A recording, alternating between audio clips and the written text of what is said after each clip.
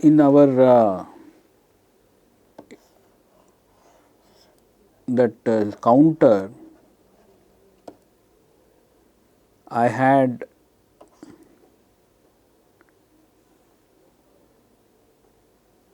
a clock, I had a reset, right, and this is my state. Okay. If you go inside, what did I have? I had an incrementer, I had a state register. This state register had a clock and a reset.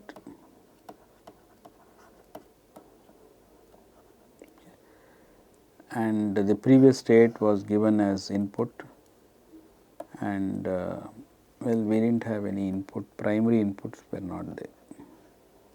Okay. And the next state comes here.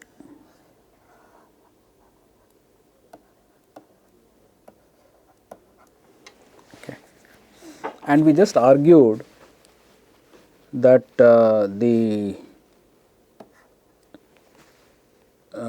this is a iterative array.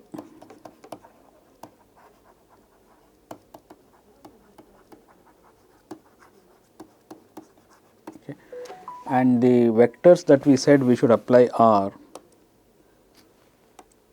5 plus 0, 10 plus 0 and 15 plus 1. So, we should be able to see whether we can apply those vectors here. That is, can I make this incrementer generate 5 plus 0 and 10 plus 0 and 15 plus 1. That means, I should be able to take the machine to 5, the state 5. Okay. I should be able to take the machine to state 10 and I should be able to take the machine to state 15. Okay. The functionality of the circuit,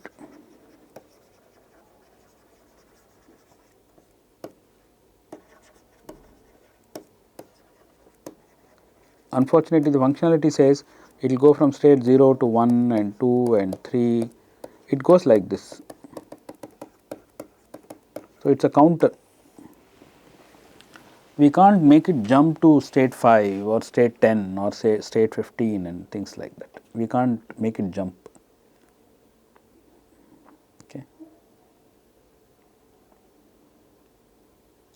And the other difficulty is this 0, right. We had tied off the carry input to 0. So, we may have to make that modification, right. So, we may have to introduce that carry as an input. Okay. Our current design unfortunately tied it off to 0. So, we may have to modify it and bring it out as an input,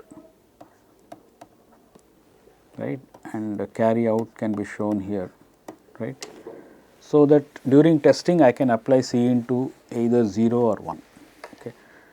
So, the test is take state register to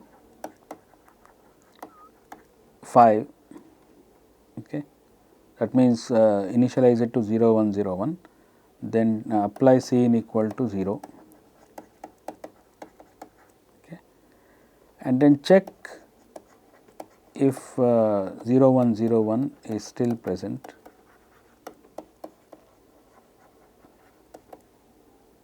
Then similarly take state register to the value 10. By the way, I am applying this is a 4-bit incrementer, right. 5 means so what I meant by 5 is any 0 1 0 1 pattern. Okay. So, that is what I really mean. So, here I mean 1 0 1 0 this pattern, okay, and then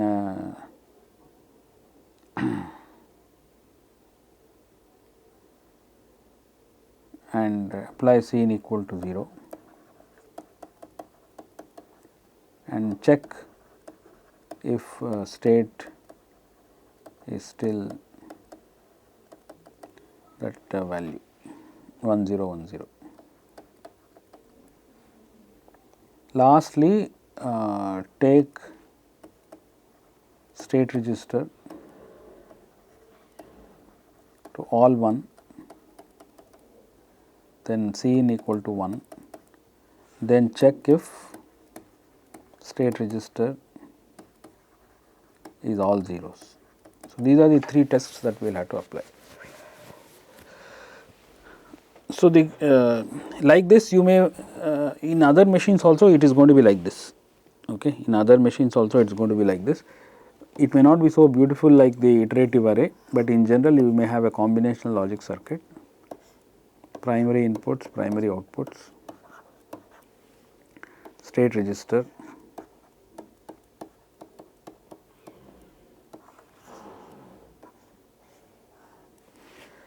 so if I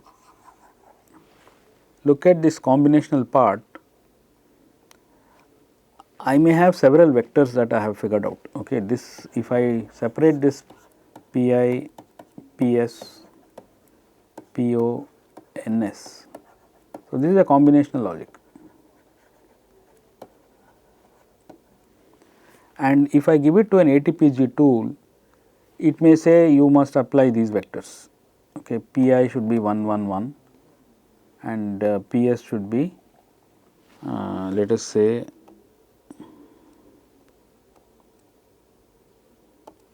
0 0 1, okay. And it may say after applying this you will get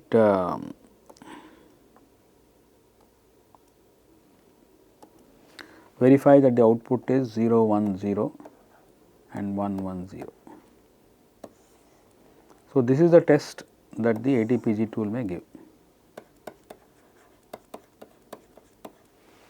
Okay. You understood, no?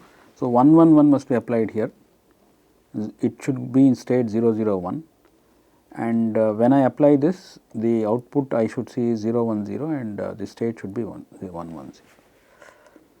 Like this I may have several tests, test number 2, test number 3, etc. So, how do I apply these tests, right? It is asking me to put the state 0 0 1, okay. How can I jump to 0 0 1 like that, okay? How can I apply to some other state 1 1 0 or something like that, right? It is not easy, right? There is no, the only way I can load this state register is this way. So, how can I arbitrarily load whatever value I want, okay. So, that is the challenge of sequential testing.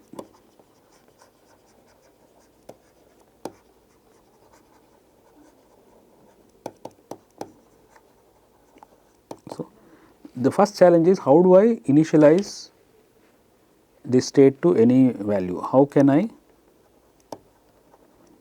initialize the state register to any value I want. So, that is known as the controllability problem.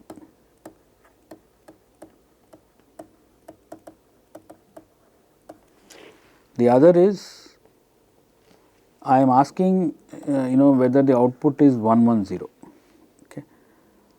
The state registers may not be available as outputs, okay. Usually people design the combination logic to bring out the POs, okay. State registers are deep inside somewhere and we do not have access to those, okay. So, how can I observe what state the machine is?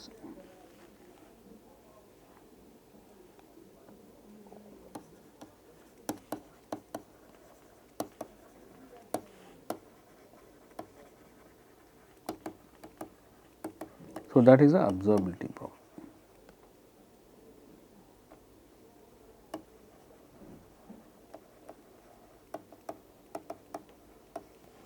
So, these wires are fully controllable.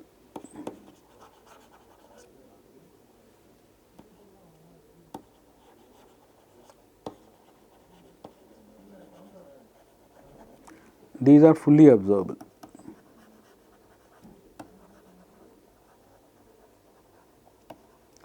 But these are not fully controllable, not controllable. The only thing we may be able to do is put it in the reset state, all zeros. Similarly, these are not observable.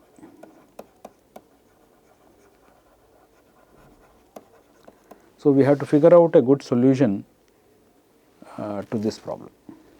Okay. So, that is what will be considered in the next class.